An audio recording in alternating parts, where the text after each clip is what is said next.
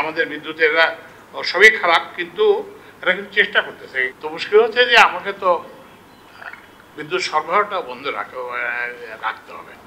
আমি যদি আজকে করি, এক্স এর কন্ট্রাক্টটা শেষ করে দিই, ধরেন আমি যদি এক্স এর কন্ট্রাক্ট শেষ করি, তার যদি 1200 মেগাওয়াট থাকে, আমার তো 1200 মেগাওয়াটের একটা সংস্থান করতে হবে, নাহলে কি হবে? আপনারাই তো আবার এই যে পত্রিকায় লিখবেন যে কি সবাই কি বলে লোডশেডিং এরিয়ে। তো আমি দেখলাম যে সর্বোচ্চ লোডশেডিং হয়েছে এখন পর্যন্ত, এটা অল্প সময়ের জন্য। এই যে এটা আমার হচ্ছে 24 তারিখ, 24শে এপ্রিল। আমাদের উৎপাদন ছিল 16,365 মেগাওয়াট, তার মধ্যে লোডশেডিং হচ্ছে 139 মেগাওয়াট। এখন সবাই বলছে যে লোডশেডিং এ ভয়াবহ অবস্থা হয়ে গেছে।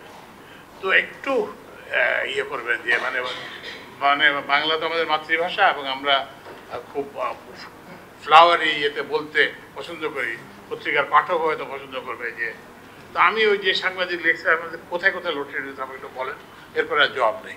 ভয়াবহ লোডশেডিং দেশে। কিন্তু যখন বললাম যে হ্যাঁ বলেন কোথায় কোথায় হয়েছে, কি আমি একটু দেখি।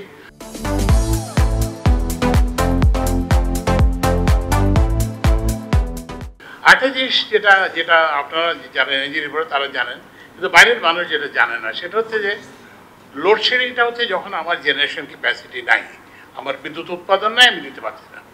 কিন্তু এছাড়াও এক জায়গায় একটা ট্রান্সফরমার চলে যেতে পারে, এক জায়গায় একটা ফিউজ উড়ে যেতে পারে, একটা নানান কিছু হতে পারে। এবং আমাকে প্রায় আসে, আমি দেখলাম যে কিছুই না, এটা একটা ট্রান্সফরমার উড়ে গেছে।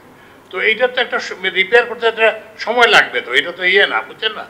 আর বলে যে বিদেশে হয় না, বিদেশে তো অনেক রিটার্নডেন্সি থাকে, আমাদের তো সেই রিটার্নডেন্সি না। ওই ট্রান্সপোর্টটা একটাই ট্রান্সফারে, ওটা বন্ধ হয়ে গেলে ওটাকে আবার চালু না করা পর্যন্ত নাই। তো ওই জন্য আমি আপনাদেরকে একটু সহানুভূতিশীল হতে বলবো, যে আমাদের বিদ্যুতেরা সবই খারাপ, কিন্তু এরা কিন্তু চেষ্টা করতেছে।